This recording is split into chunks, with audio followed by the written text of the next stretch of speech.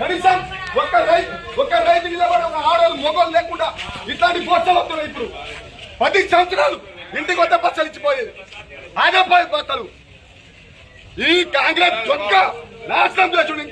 ఇంకా చూడు ఎట్లా అవుతుందో చూడు. ఈ దొంగ కాంగ్రెస్ మొదలాడితే చూడు. ఈ బాధల మాకు పొద్దుగా వస్తే ఒక బత్త అవుతాడు. ఆధార్ కార్డు పట్టుకొని పైసలు పట్టుకొని వస్తే ఒక బత్త అవుతాడా. ఇంకా 300 రూపాయలు ఇస్తాను. అది కూడా మేమరా ఇప్పుడు వచ్చి ఇస్తేనే సార్లు ఇస్తారు. ఇంకా లేకపోతే ఇద్దుడు ఆ బత్త కూడా. ఈ దొంగ కాంగ్రెస్ రావాలి ఇప్పుడు. మన పార్టీ ఎవరు వస్తారు కానీ ఏ ఎమ్మెల్యే అవుతాడు, ఏ ముఖ్యమంత్రి అవుతాడు, పంజాబ్ కొట్టాడా.